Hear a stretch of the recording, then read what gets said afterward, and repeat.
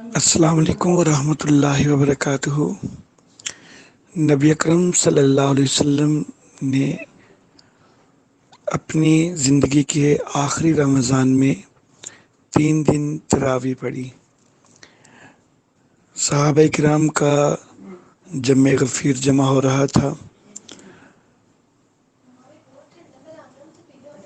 لیکن اس کے بعد نبی اکرم صلی اللہ علیہ وسلم نے مزید نہیں پڑھی، کیونکہ یہ خدشہ موجود تھا کہ کہیں واجب نہ ہو جائے۔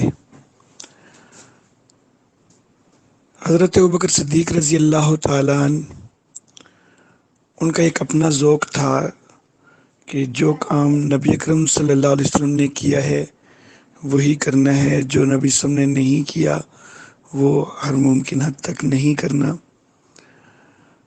اس لیے انہوں نے تراویح کا پورے مہینے کا اہتمام نہیں کیا۔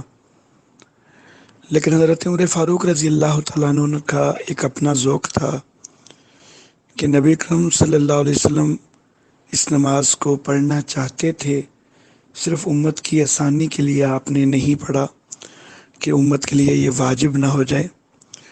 تو چونکہ اب تو وجوب کا کوئی امکان نہیں ہے، تو اس لیے اب اس کا اہتمام کیا جا سکتا ہے۔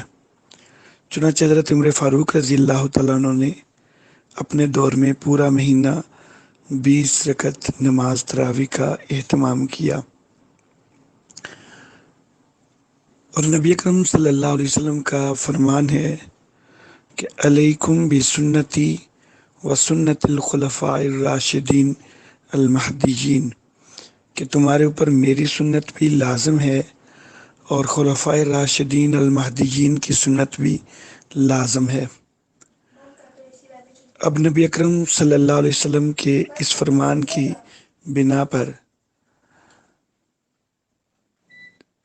کوئی بھی ایسا کام کہ جو خلفاء راشدین نے شروع کیا ہو اور پھر اس کے اوپر تسلسل بھی رکھا ہو، تو وہ ہمارے لیے سنت موقدہ کی حیثیت رکھے گا، کیونکہ نبی اکرم صلی اللہ علیہ وسلم نے علیکم کا لفظ استعمال فرمایا کہ میری سنت بھی لازم ہے اور خلفاء کی سنت بھی لازم ہے۔ ایک چیز یہ ہے کہ خلفاء کوئی کام جو ہے وہ ایک آدھ وقت میں کریں، اور ایک ہے کہ جس کو مستقل وہ اپنا لیں۔ تو جس کو مستقل اپنا لیا جائے، اس کے اوپر ایک تسلسل قائم کیا جائے، تو وہ سنت موقدہ بن جائے گی۔ تو اس لیے تراویح بھی 20 رکعت تراویح ہمارے لیے سنت موقدہ ہے، اور یہ پوری ہی ادا کرنی چاہیے۔ اس میں کم کرنا وہ مناسب نہیں، درست نہیں۔ 8 رکعت یہ کہیں سے بھی واضح طور پر ثابت نہیں ہے۔ حضرت عمر فاروق رضی اللہ تعالیٰ عنہ کے دور سے 20 رکعت جو ہے وہی پڑھی جاتی رہی ہے۔